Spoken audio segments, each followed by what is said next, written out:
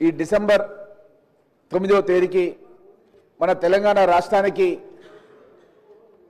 చాలా పెద్ద అవినాభావ సంబంధం ఉంది అధ్యక్ష.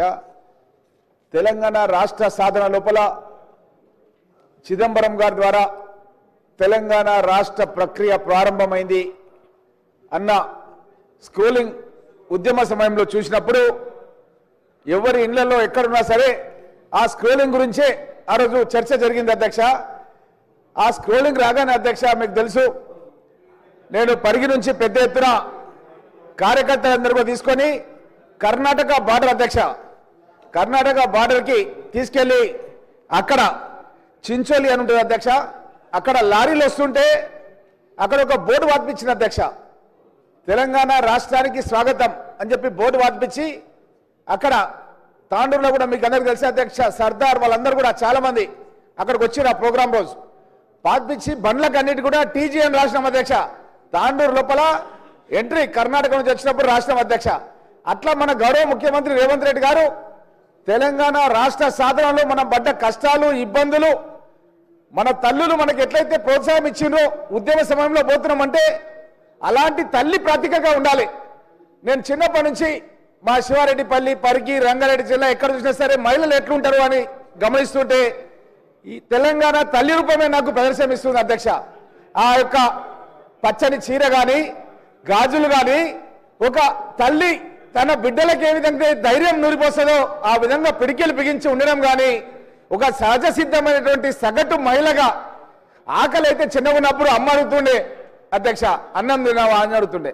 అట్లాంటి అమ్మ మనం రోజు సెక్రటరియట్కి వచ్చినప్పుడు చూసే విధంగా అదేవిధంగా జిల్లాలో అన్ని కార్యాలయాలు కూడా పెట్టే విధంగా మన కాంగ్రెస్ ప్రభుత్వం వచ్చిన తర్వాత నిర్ణయం తీసుకున్నందుకు అది కూడా మనం 1 సంవత్సరం పాలన పూర్తి చేసుకున్నాం అధ్యక్ష.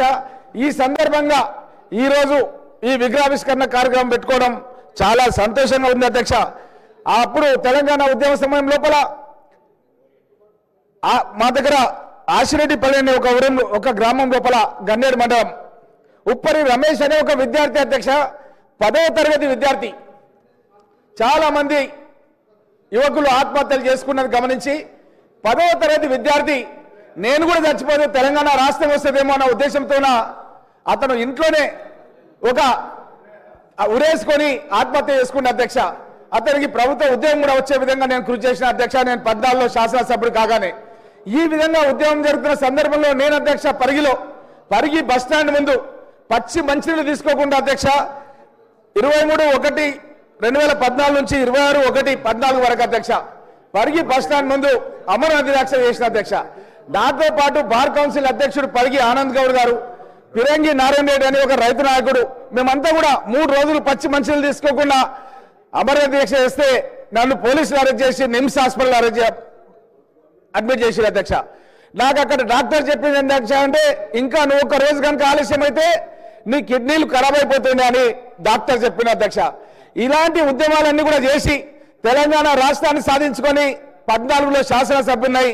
మళ్ళా ఈరోజు గత శాసనసభలో ఏదైతే మెమరీస్ ఏదైతే రావాలనుకున్నామో అవి రాని సందర్భం లోపల గౌరవ ముఖ్యమంత్రి గారు కాంగ్రెస్ ప్రభుత్వం వచ్చిన తర్వాత రేవంత్ రెడ్డి గారి ఆలోచన విధానంతో మేధావులను కవులను అనునిత్యం సంప్రదించి మన యొక్క తెలంగాణ సంప్రదాయాల ప్రకారం ఈరోజు తెలంగాణ తల్లి విగ్రహాన్ని ఈరోజు ఆవిష్కరిస్తున్నందుకు వారికి ధన్యవాదాలు తెలియజేస్తూ సెలవు తీసుకుంటున్నారు అధ్యక్ష.